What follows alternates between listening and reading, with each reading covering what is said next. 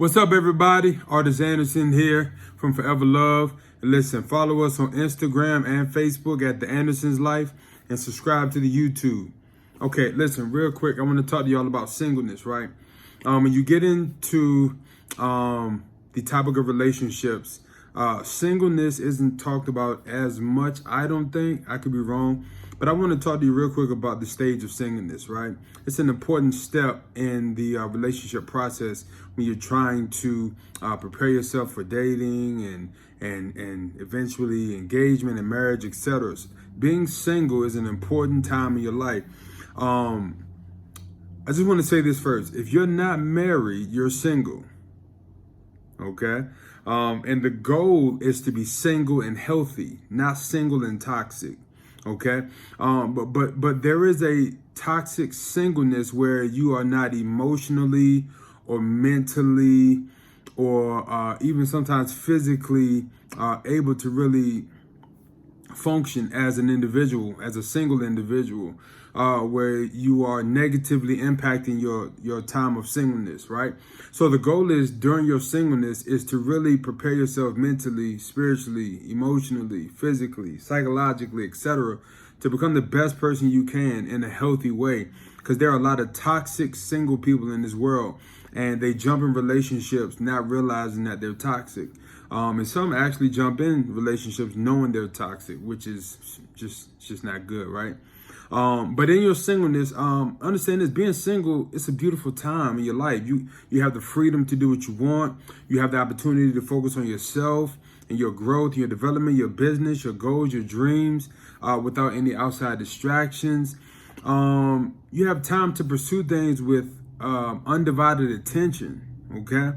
Marriage is a beautiful thing, but you got to spend time with your spouse, and if you have kids, you got to spend time with your kids. So don't take for granted your opportunity and your time of singleness. It's very, very important that you maximize it. And also within your singleness, this is an opportunity to do a few things. Number one, be honest with yourself. As you develop and grow in this area and your stage of singleness, listen, be honest with yourself. Study and evaluate yourself, right? Fix the things you know you need to fix. Love the things you need to love about yourself, okay? That's important as well. Learn yourself day to day, okay? Learn yourself from day to day, because it's important that when you get into a relationship one day or a marriage one day, that you're able to communicate who you are, what you like, what you don't like, some of your flaws, some of your weaknesses, etc. And so it's important that you know you, so that you can let your partner know more about you, so that the communication is open and there's no communication barriers. Learn to correct yourself early and often, okay? Learn to correct yourself in your stage of singleness when you've gotten off course with things. That way, when the day comes when you're married and you're engaged or in your relationship, etc., not in that order. Hopefully it's relationship, engagement, then marriage, right? You don't have to deal with your significant other or your spouse telling you a lot about yourself, right? So it's important that you learn to correct yourself, fix things about yourself within yourself. It shouldn't always take somebody on the outside to tell you about yourself or to fix yourself, right? It's important that you are able to do that from a mature place. Also, educate yourself. Anything you want to educate yourself about, anything you need to educate yourself about, it's important that you do that, okay? And most importantly, educate yourself about yourself.